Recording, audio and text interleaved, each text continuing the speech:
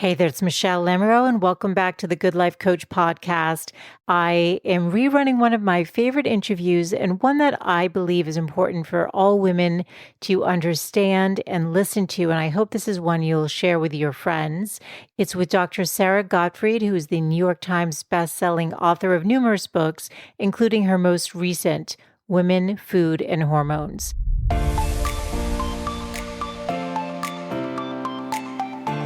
What we know over time is that starting around age 40, you will gain about 5 pounds of fat and lose about 5 pounds of muscle every decade, unless you're specifically doing something about it, which is what I want our listeners to do.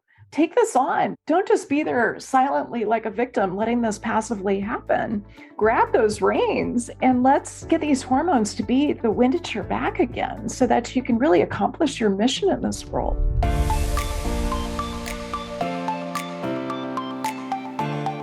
Welcome to the Good Life Coach podcast. I am your host, Michele Lamoureux. The intention of this show is to awaken you to your fullest potential. Join me each week for inspiring interviews to elevate an area of your life, as well as interviews with women entrepreneurs who are creating success on their own terms.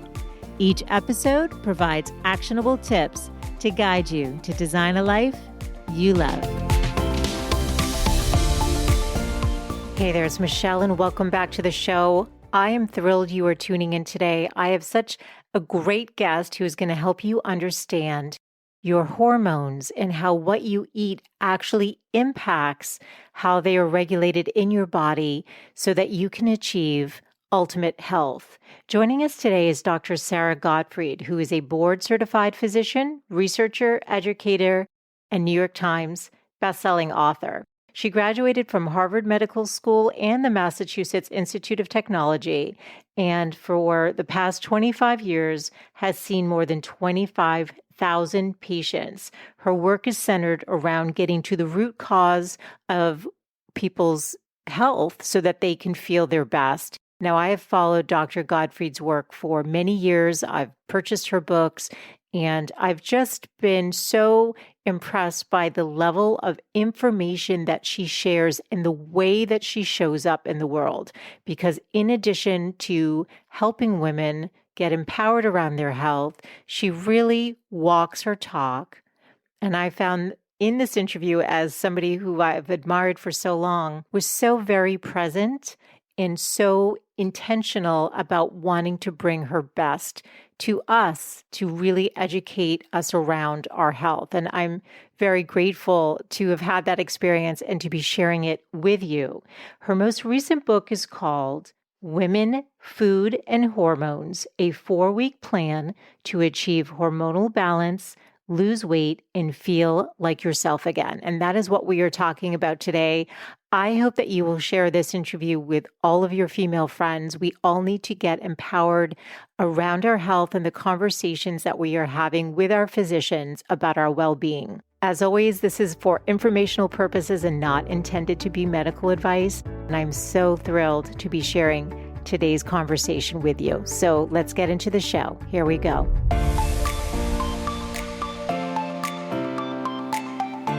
Welcome, Dr. Gottfried. I am so excited that you're on the show today. Hey, Michele, so happy to be with you.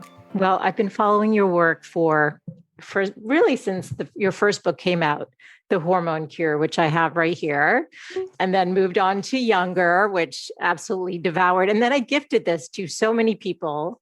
And then it was very funny because I went to my general practitioner feeling kind of armed with better questions and more in control of my health. And what was funny about it is that she had just read your book and sent it to 20 people. Oh, I so appreciate that. Oh my gosh, that's great to hear. Yes. And we bonded because of that. And the fact that she was reading your work created it. It was interesting. Like the last visit I had, she hugged me. I gave her a gift for, during this time of COVID. And you don't see your general practitioner often, but your work created a rapport between us. It was interesting. I love that. I mean, it's, to me, that's not so much about me. That's about a shared understanding, especially about what women are up against and what we can do about it, like what those solutions are. Completely. And then this book, Women, food, and hormones, a 4-week plan to achieve hormonal balance, lose weight, and feel like yourself again. Again, what I love about your books is that I know I'm going to get the science, I'm going to get the data and the research, but I'm going to get the stories, the case studies.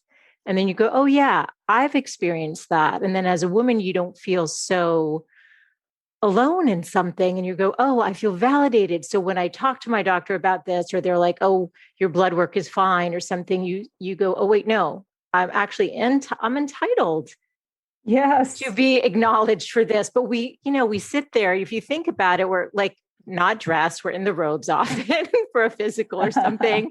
And you feel like a little kid and, they have the information and you feel disempowered, but your work empowers us women in those conversations. And I thank you for that.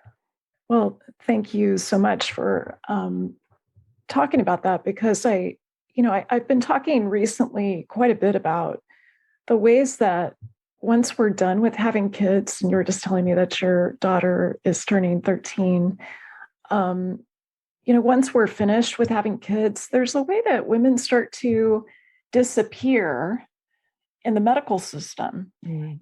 And I think that's a serious problem because, there's many examples of this. If you feel like your hormones are out of whack, sometimes you go to the doctor. If you're trying to get pregnant and you're having trouble, they'll run every hormone test. They'll look at testosterone, thyroid, cortisol, insulin, the whole gamut. Yes. But if you're not trying to get pregnant, sometimes you get told, oh, you're just getting older or hormones fluctuate too much. It's not worth measuring them. And so that sets us up for this feeling, as we're shivering in those pathetic little gowns, it sets us up for feeling like we're disappearing, that we're less worthy as we get older, especially after 35 or 40. Yeah. And we got to change that conversation, because women stepping into their power in their 30s, 40s, 50s, and beyond, like that's what's going to really change this world and make it a better place. So I really appreciate that. I think it's not just health, it's much broader than health. And this type of work where you're validated, you're heard, you're not either intentionally or unintentionally ignored or dismissed. Yeah. You're not gaslit. That's what we need to bring to the table. We need to bring our value, in some ways, just validate our own symptoms, but also to support each other in changing the standard, changing this patriarchal standard that we have in healthcare. Yeah. It's so interesting. And I actually also have compassion for the physicians too, who get their 10 minutes with the patient. So I know that. And I think you talk about it in the book. If they can't write you a prescription for something, it's like, well, I've done my best today. Good luck, and not in a mean way. It's just, they've got to move on to the next patient, right? And the medicine that you practice, I'd love it if you would actually explain, because you're traditionally trained, you went to Harvard Medical School, but then you moved into evidence-based, integrative, functional, and precision medicine. Can you explain what that is? Because I think that'll create a foundation for our conversation today. I've not actually heard that before. Of course. So I would say I've always practiced integrative medicine. So even at Harvard Medical School, I took additional courses in how to weave together some of these ancient healing modalities, such as traditional Chinese medicine, even some of the native medicine, as well as Ayurveda, into the way that I take care of patients. Because I think that in some ways, the traditional model is so good for when you have a broken bone or a case of pneumonia, but not so good for some of these chronic conditions that so many of us face, whether you're male or female. And I see both men and women. So it started out with integrative medicine. And then I realized when I was going through my residency training in San Francisco at UCSF that there was still a missing piece. And that was a level of detail looking at function, like really looking at structure and function in the body. And I saw this especially as I was going through initially obstetrics and gynecology residency. And then later I did a lot of advanced training in functional medicine as well as precision medicine. What I saw was that there were still so many gaps, whether that's autoimmune disease, multiple sclerosis, Hashimoto's thyroiditis, or even just, kind of the basic depression or anxiety. So there's a way that we've got to look at all these systems of the body. We've got to look at the root cause rather than masking symptoms. And I would say that's what functional medicine does. So it helps us with this systems approach to the body. Yeah. Where we don't, say, oh, you've got gas and bloating. Why don't you see the gastroenterologist? Oh, you have anxiety. Why don't you run off to the psychiatrist? Right. Sometimes those referrals are necessary. Yes. But we need to be thinking across these silos. We need to de-siloize, which is what functional medicine does. And then the third piece is precision medicine. Yes. The type of work that I do, because you can probably tell already, I'm a total nerd. I really like to go deep on the individual because medicine has been practiced for hundreds of years in a way that it's the medicine of the average. So we look at things like, how does this antidepressant like Celexa work for patients with depression? And we know that we have to treat a lot of patients, sometimes up to 9, 10, before a single person improves with that one medication. Wow. And so that is medicine of the average rather than medicine of the individual. How do we optimize the individual? And that's what precision medicine gives us. It allows us to go deep with looking at what's going on with you, Michele, over time, what's happening with your cardiometabolic factors, things like your risk of heart disease, your risk of having issues with your glucose or insulin, which I talk about a lot in the new book. Yes. Looking at other hormones like your sex hormones, estrogen, progesterone, testosterone, those are made in both men and women. But really understanding how personally could you be your best self and bring that to the world. So that's the work of precision medicine. It was initially brought to bear in oncology, where we really need, for a patient with cancer, if you have 100 patients with breast cancer, they're very different. The type of cancer that they have, the root cause of their cancer, their genetics, how that's interacting with the environment. So precision medicine, initially in oncology, would help us get very precise about the treatment. But now we can take that much more broadly. And I can do it with my NBA players. I can do it with my female executives who tend to have cortisol issues and, challenges right around perimenopause and menopause. Yes. Yes. Amen. Yes. Turned 50 this year. Yes. Yes.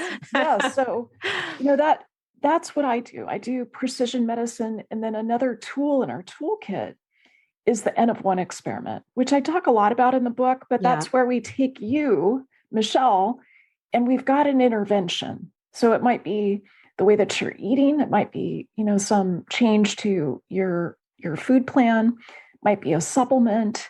It might be, something to do with your sleep or your exercise regime. And that allows us to really see for you whether that intervention is going to work. Yeah. Yeah. Bio-individuality, right? What works for one does not work for everyone. Totally. I love the way you practice. And I pray that it's the model that becomes what's the norm, but I think we're a long ways out. I mean, I want to get into the book, but do you think there's hope of this will be the way? I mean, I feel like you're ahead of the time. You're ahead of the curve here, right? I mean, I don't know many people practicing the way you do. I think most of us are in the traditional model where we get the 10 minutes and we're getting the referral, like you said, to the different practitioners. And then we're sort of on our own then to just navigate that. I would say healthcare is changing. It's, I'm an eternal optimist. So I feel like there's a reason to have hope because many of us already know that healthcare has failed us for one reason or another.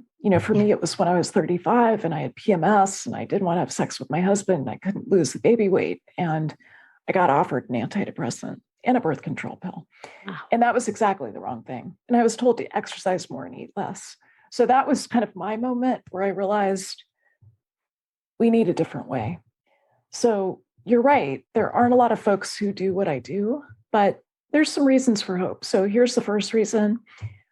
I'm part of the Department of Integrative Medicine and Nutritional Sciences at Thomas Jefferson University. I've got a very forward-minded, progressive, chair of the department, Dr. Daniel Monti. We've got this incredible CEO that's the head of Jefferson Health and Thomas Jefferson University, Steve Klasko. So there's a lot of folks who are helping us lead the charge. Yeah. But, after 25 years of doing this, I would also say the change is slow. Like, to change this ship is, it's going to take a lot of us. And It takes these kind of conversations. It takes, realizing the failure of the existing system and then coming up with the alternative. And then really getting support around that so that it's not just top down, these CEOs around the country changing things, but it's also bottom up. So our listeners, our viewers who are saying, hell yes, I want to change this too. Like, I'm not satisfied with the 10-minute appointment with the doctor with one hand on the door. I agree with you. Like, I don't blame that doctor. I trained right along with them. Yeah. But I can also tell you there's some subtle ways that we are taught as physicians to, jam as much into that 10 minutes and then head on to the next one. Yeah. And it's not incentivized the way that it needs to be. So there's a lot that needs to change. But I just want to say this is a rallying call for the people who are listening. If you get nothing else out of this, like, help us change this conversation and demand better in terms of people listening to you, validating the concerns that you have, looking for the root cause, looking at multiple data streams, not just your fasting glucose once a year, but what's going on with your sleep, what's happening with your wearables. Maybe you've got a continuous glucose monitor. Let's look at these dense data sets to really figure out, okay, what is health for you as an individual, and how do we optimize it over time? Yeah. And that's why I so appreciate your books, because they do educate. Like you said, you're a nerd. So it goes deep into the science. And I love that. So anyone who wants that, it's there. And then, like I said, it helped me even have a better conversation with my doctor where we bonded over your book.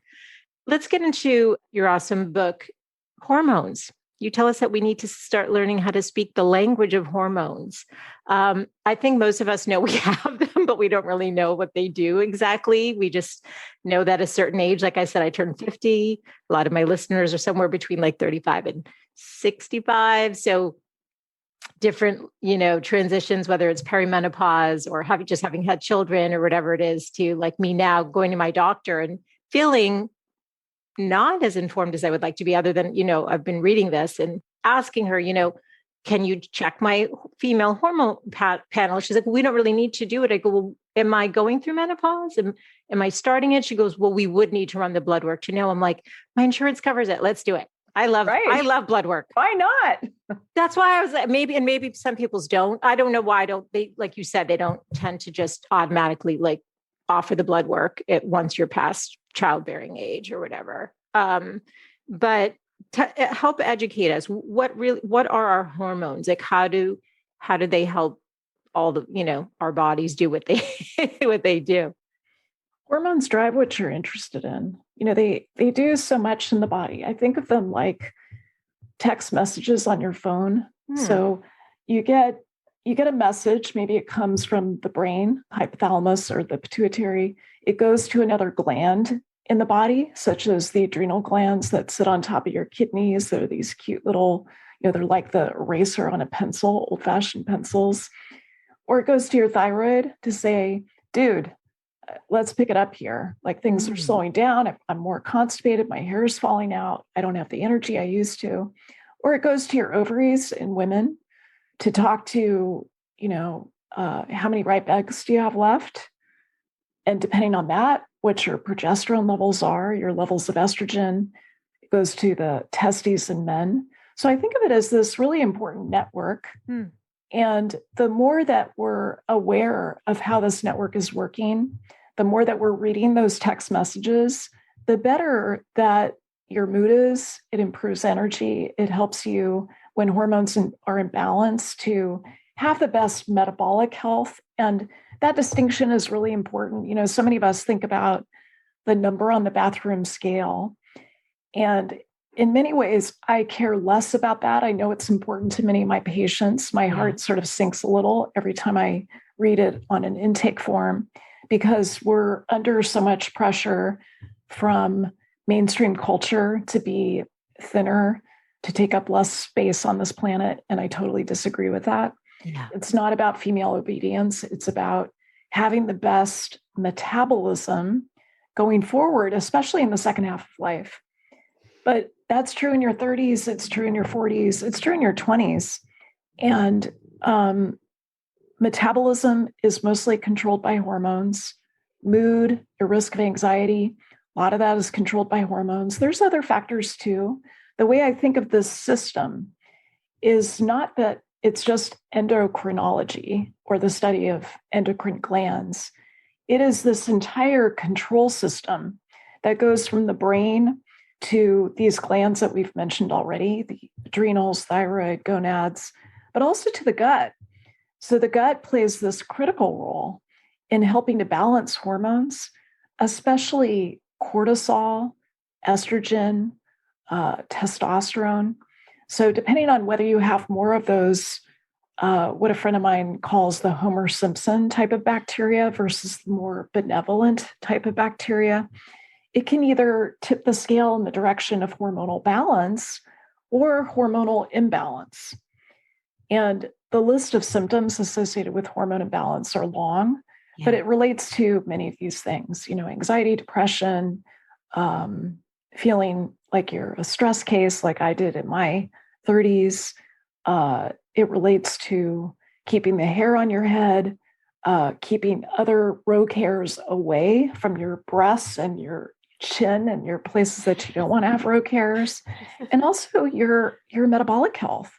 So that, the hormones that really manage metabolic health include insulin, which determines whether you store fat or burn fat. It's what drives glucose inside of your cells, kind of like a bouncer at a club. Yeah. And if insulin's not working well, you will store fat no matter what. And that was certainly my story when I was in my 30s. And so I had to figure out how to wrangle some of these metabolic hormones, not just insulin, but cortisol, the main stress hormone, estrogen, progesterone, testosterone, growth hormone. The list goes on. There's dozens of metabolic hormones. Well, it's interesting because we're going to obviously talk about how you've come up with the Gottfried Protocol and how food impacts our hormones. But when you list, and even in the book, you can take the quiz. I think I have, was it low? What was it? I'm like, oh, I checked a lot of boxes off of one of these. I'll find it in a second. But what is it, the food that's going to drive your hormones, or is it that stress kicks them off? Like what comes, which comes first, if that makes sense? Good question. So sometimes it's the food that gets out of whack first. Yes. Because when it comes to insulin, as an example, since it's serving as this bouncer, kind of like at a club, determining whether glucose should be taken up by the cell or not. What happens is that for people who eat in a certain way, and this was my story when I was in my 30s, I ate too many carbs. I ate too many carbs for most of my life because they taste good. They taste delicious. And I'm someone who grew up with some childhood trauma. My parents got divorced when I was young. I had an adverse childhood experience score that was elevated. And I learned to eat to change my emotional state.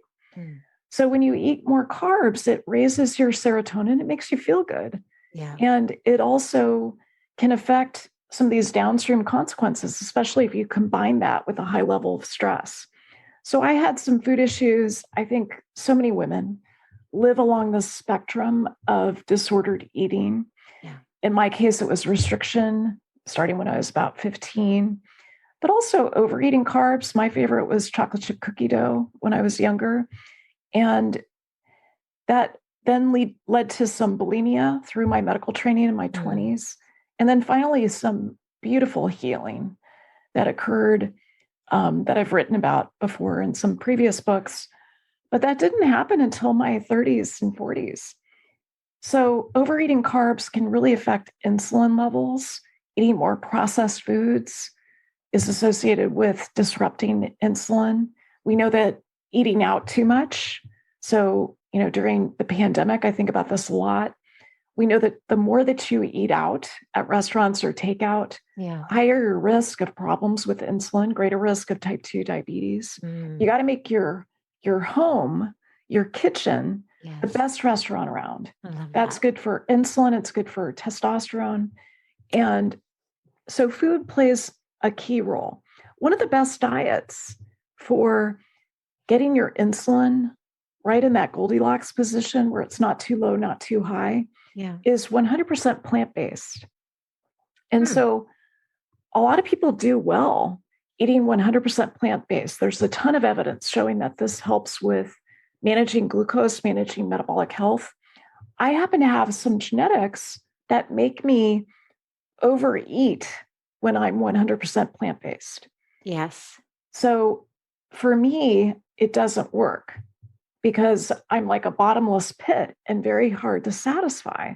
But if I do more of a clean ketogenic program where I've got detoxification in place, which is the first pillar of this program, I've got nutritional ketosis, especially emphasizing the plant-based fats like avocados, olives, oils from them.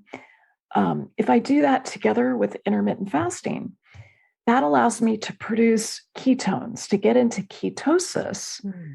And the ketones keep me satisfied. So that really allows me to get to the place that I want with metabolic health. So that's just one example of how food can change your hormones. The list goes on. A lot of folks don't get enough protein or they don't get the right type of protein. That can affect testosterone. It can affect growth hormone. The other thing that I see very commonly with food is that people don't get enough fat. Fat is the backbone of every sex hormone that you make. It is derived from cholesterol. It does not raise your cholesterol to eat cholesterol, at least most of the time. So we've got to be eating in a way that really is talking to our hormones in a lovely way that sets us up for the best metabolic health. There's other factors too, of course, like stress can get involved. It can accelerate the loss of testosterone, which is so important for not just men, but women too. And it can take other hormones offline. A lot of women over 40 go through something called thyropause. What's that? Where their thyroid is slowing down, kind of like menopause, but affecting your thyroid. And it can be subtle. It can be, your cholesterol starting to climb. Maybe you notice a little more swelling in your hands and feet, the hair loss again. Maybe you've got some constipation, you're just not pooping every morning like you used to. So thyropause is another really important factor here. And 70% of women, 70% of people with thyroid dysfunction don't know they have it because problem. No one bothered to run the blood test to look. First, I want to thank you for sharing so honestly about your experience, because I think other women are going to relate to that. And I think that's important. And I appreciate that. I just, when you're talking about all of the different scenarios, mine was, I guess, the low growth hormone. I think that might be that I'm going through. And people can pick up the book and go through the questionnaires, and they're going to get a better understanding of maybe where their imbalances are. But let's say they're planning to meet with their GYN or their general practitioner, whoever they tend to go to.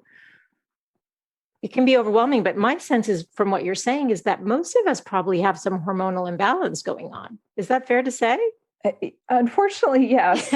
So, because I'm such a nerd, I track these things pretty carefully. And I've got a list of every patient I've ever seen, starting when I was first in practice in 1998. And I can tell you that less than 0.1% of my patients, men and women, don't have hormone imbalances. So yes, there are some people, like there's one woman who lives in Marin County who, eats only organic, like organic food that she grows on her land. She's got very little stress. She's a meditation teacher. She is a perfect hormonal specimen. The rest of us are struggling. Yes. So what should we ask our doctors? If we're feeling off, we're feeling depressed, I didn't know if I should have attributed it to COVID, but when we were sort of in the middle of it, like back in March, every time I got my menstrual cycle, I felt like my brain shut off at least by 50%.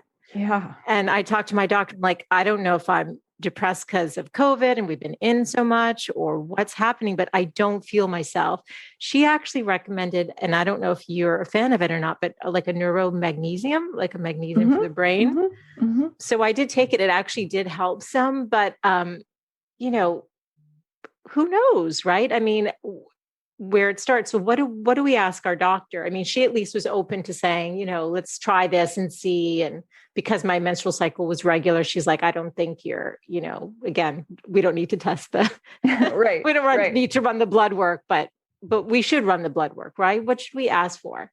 I do recommend running the blood work. So the questionnaires that are in the book are exactly the same questions that I ask my patients when I have an hour and a half session with them. So they are literally exactly the same. Oh, that's so cool. So it's similar to coming to see me. My wait list is ridiculous at this point. So it's much better to, I think, go through the questionnaire, see what hormones seem to be out of balance, and then to be directed about your panel that you request from the doctor. Yeah. So I would say at a minimum, I like to look at cortisol, the stress hormone, first thing in the morning. If I get to, go for a bonus, I would like to do something called a cortisol awakening response, which is a saliva test where you look at your stress hormone, cortisol, first thing in the morning, 30 minutes later, 60 minutes later. I also like to look at it over the course of the day because a lot of women start to make more cortisol right before they go to bed, and it's hard to wind down. So cortisol, thyroid panel, and that's not the mainstream panel of just a TSH, thyroid stimulating hormone, and free T4, but I like to look at free T3, reverse T3, thyroid antibodies, because it is the most common autoimmune disease that we have. Can you say what that is? Thyroid antibodies? Is that the test itself? Is that what you'd ask for? Yeah, so there's two different blood tests that you can ask for. One is called thyroid peroxidase antibodies, TPO for short. The other is anti-thyroid globulin antibodies. And what happens with a lot of patients is that their immune system starts to attack their thyroid. And it can show up as these antibodies, which are kind of like the bullets that get shot at the thyroid.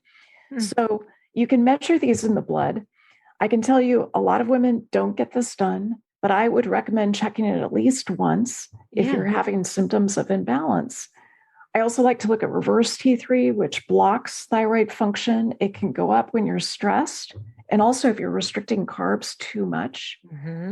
I like to look at estrogen, progesterone, testosterone. There's a particular point in the cycle where it can be helpful to look at the peaks versus the lower levels. And, I think I want to go back to this point you made about your brain and kind of this 50% decrement that you noticed. Yes, it concerned me because my memory was off. Like I just felt a bit disconnected from my own body. It was very weird and uncomfortable. I knew I didn't feel like me, but I didn't know why. So this happens to 80% of us over age 40. And the name that we use for it, the technical name, is cerebral hypometabolism. The way I describe it to my patients is that there's this slowdown of the brain function that's happening in 80% of women over 40. And it's related to the mitochondria. Okay. So the mitochondria are like the power factory inside of your cells. And women, men don't do this, women after 40 start to notice these symptoms of their mitochondria not working the way that they once did. Yes. So mitochondria starts to falter. You may notice that your memory is not what it used to be. You walk into a room, can't remember why. You open the drawer in the kitchen, you're not sure what you're looking for. Yes. You forget the name of someone that is an acquaintance. You forget a word kind of mid-sentence. So you choose the second best word. So these are very common findings. We also know that the women who have the cerebral hypometabolism or brain slowdown also have other symptoms related to perimenopause. They're the ones who have the night sweats, the hot flashes, their periods getting closer together, maybe more anxiety as estrogen starts to shuffle the deck. Maybe they are having trouble with soothing themselves with anxiety. So these are, the women who have the most symptoms are the ones who have this change in brain function. Now, I love that your doctor listened to you and at least had again, we bonded because of you.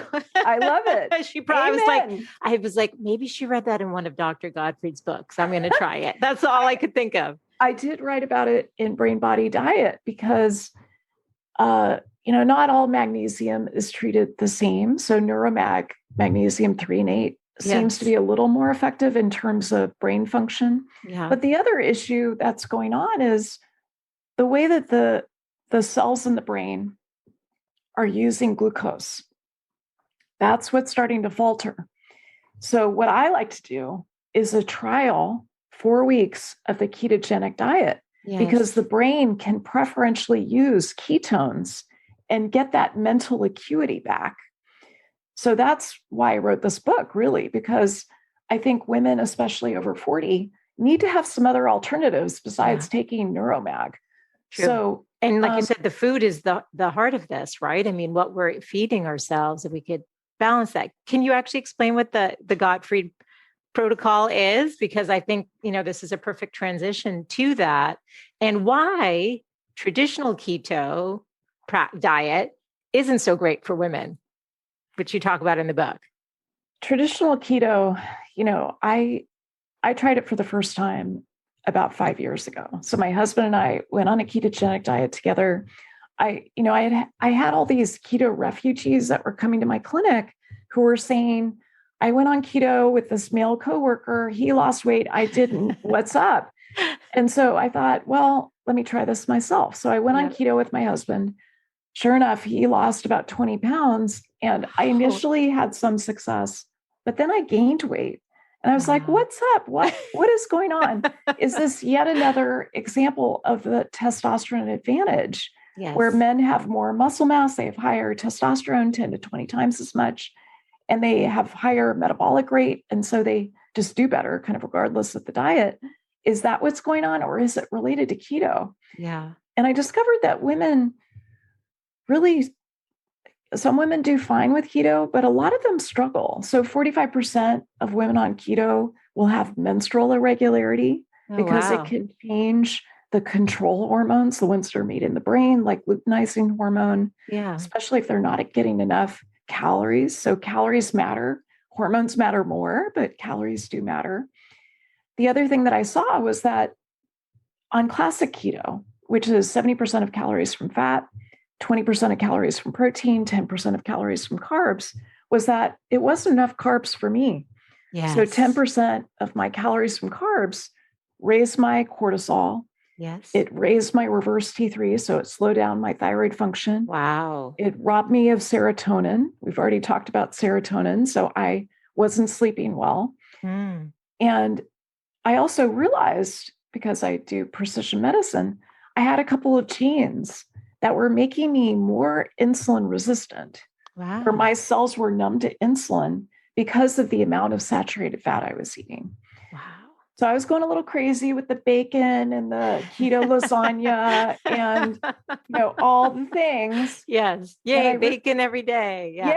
Yay. Right. No. So we know that there's an issue with processed meat, especially when it comes to diabetes. That's from observational data. So, it's important to realize that correlation is not causation. Yes. But it was not the right fit for me. And as I dove into the literature, I realized 80% of the data on keto was in men. The diet was developed by a man, and it wasn't adapted to women. So that's really what I wanted to do in this book. And I found that after I failed keto again, that I needed to really pay attention to my gut.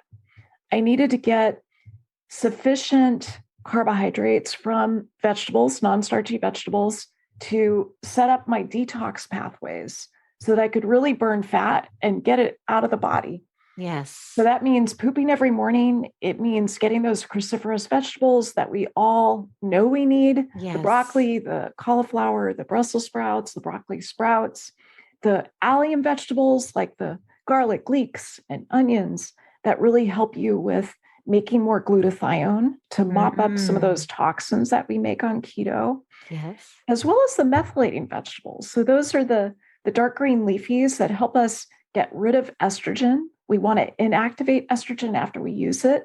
You don't want it recirculating in the body like bad karma. Right. You want to make sure that you use it and you lose it. You poop it out, you pee it out. Okay. So that's the first part of Gottfried Protocol, that you get these detox pathways open. You're pooping every morning. Second pillar is nutritional ketosis. It sometimes can take people up to a week to kind of get the hang of the macronutrients. So I like to give people time. And I really like to emphasize that this is a quote, I think, from Truman: imperfect action trumps perfect inaction. Like, it's so much better to step into it. Even if you make some mistakes at the beginning, it's okay. Like, that's life. That's the human condition. And then to layer in intermittent fasting, because that allows you to consume more carbohydrates. So my recommendation is somewhere around 20 to 25 net carbs per day. And then after the 4 weeks of the Gottfried Protocol, you slowly bring carbs back about 5 grams a day to see how your body responds to it. Yes. And then we can define your carb limit, your carb threshold, which can change over time. So when I first started this back in 2016, my carb threshold was, I could tolerate about 30 to 40 grams a day. That was it. Yes. Now I can tolerate a lot more without my blood sugar rising, without any problems to my insulin. I can consume somewhere around 50 to 75 grams per day. So it can change over time. Wow. And we want to be thinking about this rather than just, let me just cut out carbs completely today and eat nothing but tan things, which don't have enough fiber to feed your gut microbiome. Right. It's kind of sad, I think, especially in the United States. I think we're guilty of not knowing how to eat. So in different cultures, there's sort of a way to eat that's been passed along from generations. And the Western way, when it kind of makes its way, I think kind of ruins it, right? Because you even talked about, I think in the meeting, like the Mediterranean diet or something is sort of a nice foundation. Or no, you were also talking plant-based being, healthy. It's like a good foundation. But I think a lot of us don't know where to go. And that's why this is so fantastic, because it is a 4-week plan. And then you can start listening. It's actually an invitation to listen to your body, to pay attention to what feels good. I know if I do solely protein without a little bit of carb, I'm starving. Yes. I'm hungry. And I'm like, well, that's weird. Well, the other thing that excess protein does is that it can convert into glucose. So we all think, I need more protein. It's going to help me with muscle mass, especially as I get older. But we've really got to get that dose right. So the diet that's in this book, and I hesitate to even say the word diet, it sort of gets stuck in my mouth. Yeah. The food plan that's in this book is moderate protein. Now, certainly elite athletes need more protein, but generally we need enough protein to preserve your muscle mass over time. And that's something that I really encourage people to track. So not just the hormone panel from your doctor, but also track your body fat, your lean body mass, so that it's maintained over time or maybe even growing. So you need some carbs, but if I eat too much protein, it raises my glucose through this process of gluconeogenesis. So we want to dial this in. You also mentioned the Mediterranean diet, certainly the most proven diet that we have on the planet. But once again, just like 100% plant-based, if I do a Mediterranean diet, I gain weight. See? And why? Part of it, well, there's a lot of reasons. Part of it is that, I'm not from Italy or Greece. My genetics are like, I'm from Poland and Ireland and Africa. And so my genetics don't fit with the Mediterranean diet. And there's certain foods like beans, legumes that are very common in the Mediterranean diet that spike my glucose like crazy. apples, bananas, sweet potatoes, they spike my glucose. So they lead to this metabolic dysfunction. And I don't want anything to do with that because I don't fit into the clothes in my closet if I eat too much of those things. So I have to do this adapted Mediterranean diet where I can play with my carb limit, as I show folks to do after 4 weeks. But I also have to be careful about some of these foods that my microbiome react to, depending on my stress levels, depending on what's going on with the bacteria and the other microbes in my gut and their DNA. I have to be really careful about what I eat. So for folks who have tried a Mediterranean diet and they just found that it's not quite right, like they find that the weight is climbing or their belly fat is increasing, I really encourage those folks to consider doing something like a 4-week ketogenic pulse. So it's not a diet for the rest of your life. It is an N of 1 experiment where you serve as your own control and see if it's a good fit for you. And then you can continue, like you said, and then play with the carb ratio. You can play with the carb ratio. I talk through how to bring those carbs back specifically.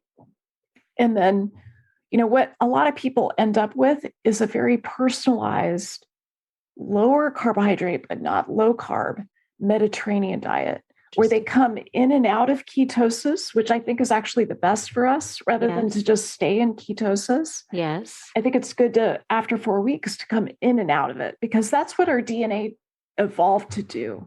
And that's really, it's almost like a genetic loophole that helps us with metabolic health. Can I ask, you mentioned the extra belly fat. What's that about when we hit a certain age? Can you just explain what's going on there? And you look like you're in fantastic shape. I'm wondering if you feel better now than you did when you were 35 going through all that stuff. No question. I would say my energy is better. My sleep is better. I did have a kid that was 3 years old when I was 35, but so much is better. Sex drive, relationships. My weight has been stable for 3 years since I developed this protocol, whereas it would go up and down. Every time I had my period, it would go up 5 pounds. Exactly. So there's a couple things that are going on. One is just in general, even if you're not in perimenopause yet, if you're someone who has a lot to do in the world and you have high cortisol, high perceived stress, that's going to make you preferentially deposit fat at your waist. So the fat at your waist has 4 times the cortisol receptors as fat elsewhere. So you are going to build it up kind of at a quadrupled rate compared to the fat you have on your arms, legs, etc. The other issue is that, and this is from that chapter, Life is Totally Unfair. So women, as they go through their 40s, start to redistribute their fat. Completely, because you can be the same weight on the scale, but your clothes are not fitting at all. And you think, what's happening? I didn't mean to interrupt you, but that's the perfect, that's how I see it in my body. That's exactly it. So I hear that every day in my practice that, it used to be that all the fat was deposited at the breasts and the hips and the buttocks, and now it goes right to the waist. And that is insulin and estrogen kind of starting to work against you, making you more like a man. So women catch up to men in terms of cardiometabolic disease somewhere between 50 and 55. Now, it's not like that suddenly happens at 50. It's been happening silently for years before that. The other thing that occurs is growth hormone changes. And it changes quite precipitously for women. So growth hormone, it's an intuitive name. It's responsible for the growth and repair of your body, your muscles, your bones, the cells in your body. It's one of those anabolic hormones that you mostly make at night. Women make more than men until menopause. And then at menopause, we make much, much less. And growth hormone is part of this whole story with glucose, insulin, and belly fat. So another piece that changes is testosterone declines. We've talked about that already. It can start to decline in your 20s. More refined carbs, more eating out, more stress can make it accelerate in terms of how it drops. And as your muscle mass drops, what we know over time is that starting around age 40, you will gain about 5 pounds of fat and lose about 5 pounds of muscle every decade, unless you're specifically doing something about it. which is what Yes. I want our listeners to do. Like, Yes. take this on. Don't just be there silently like a victim, letting this passively happen. Like, Yes. grab those reins and let's get these hormones to be the wind at your back again so that you can really accomplish your mission in this world. I love what you just said. And actually, I had a note that it seems to me that the heart of your work is really about empowering women to own their health, be empowered with the knowledge, take control, just like what you said, so that we can have the best life possible that's available to us, to really be in charge of that. And that's why I so appreciate this. Exactly right. Exactly right. I think a lot of people call me a hormone expert, and I feel like, yeah, I'm into hormones, but hormones are really just the portal. It's just the way in for some folks, and it's much more about changing conversations and to realize that the way medicine is practiced right now, if you're someone who's got that 10-minute appointment with your primary care doctor once a year, Yeah. and you're outsourcing your health to that 10-minute appointment, that is not serving you. No.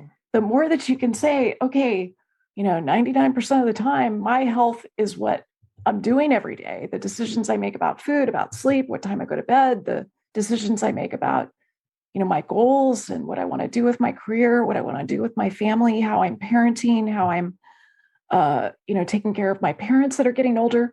All of those decisions need to have hormonal support and need to have your health to really be at the center. Yes. In some ways, it is your greatest wealth. I think Emerson said that. I always think of Steve Jobs. We can debate his personality quirks and, some of his other issues, but yes. he did not have health. He had tremendous wealth. Yes. And he died prematurely. And so to me, your retirement account, like your 401k, is your health. Yes. It's your hormones. It's your the sleep, which is as close to a panacea as we have when it comes to metabolic health. Yes. And I want people to really be owning this and not be like, oh, I don't know what my fasting glucose is. I think my doctor checked it 6 months ago, but I have no idea. Like, that's one thing I do at dinner parties. I'm so much fun. I'm like, hey, what's your fasting glucose? My daughters are like, Mom, really? Like, couldn't you just stop this one party? Oh, I would love to hang out with you at a party. I'm such a curious person. I'd love that you do that. And actually, it's funny because I watch you on Instagram and I watch you with the glucose monitor and I'm like, I'm not ready for that. I did get an Oura ring. I don't know what you think of these. Okay. Yeah, I'm a fan. Oh, okay. You're a fan. So I absolutely, when I turned 50 this year, I thought, am I as vibrant and healthy and strong as I want to be? And that is the heart of it. I think you write that literally on page 11. Like, this is the essence of what you're trying to do. I want anyone to know, regardless of their body type, they can be healthy and strong and feel energized. Like, this is the heart of it. And that's why I was like, oh my goodness, I'm so grateful you're here today to talk about this. This book was going to join the collection of your other two anyway, because it does empower us. But we need to own it and we need to be having more of these conversations. I think my listeners would love to know, just share with us any daily routines or habits that you do that we can start playing with. I mean, you said you do have the Oura ring. I don't know about the glucose monitor yet. I'm not quite there yet. I don't know. Okay. Yeah. Yeah. So I'll just tell you what I did this morning. So right now it's 10:53 a.m. here Pacific time.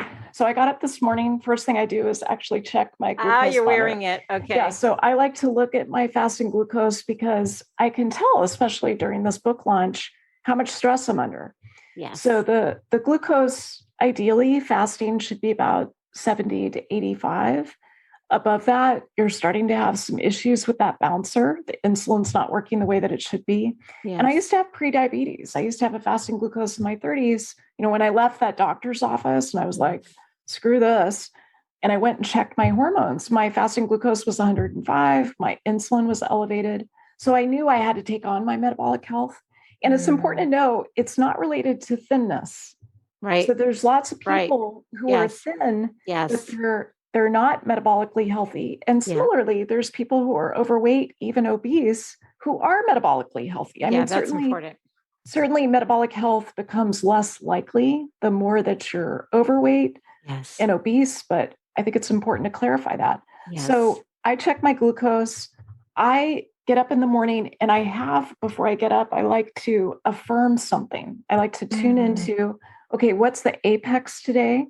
The apex of my day was hanging out with you, Michele. Oh, that's So I like to really set an intention with that to show up with my best self. Yes. And then I drink a lot of water. So I drink an electrolyte combination that I've found really works for me. So I drink about 24 ounces of filtered water together with about half a lemon and about a quarter of a teaspoon of Himalayan sea salt. So that's my own electrolyte mix. I drink that. I take a couple of supplements, and then it's time for mindset. So I do some sort of objective practice of what's going on in my mind and body. So yesterday it was body scan. Today it was potato breathing, which helps with breathing efficiency. Yes. I'm about to start mindfulness-based stress reduction. And then I exercise because that's the only time I can do it. So today I did Peloton. I did a strength training thing for 20 minutes. And then I did a 30-minute power zone training ride. I just love to start my day that way. I'm continuing the mind body work while I'm doing that. And then I'll have to do another strength training at some point today.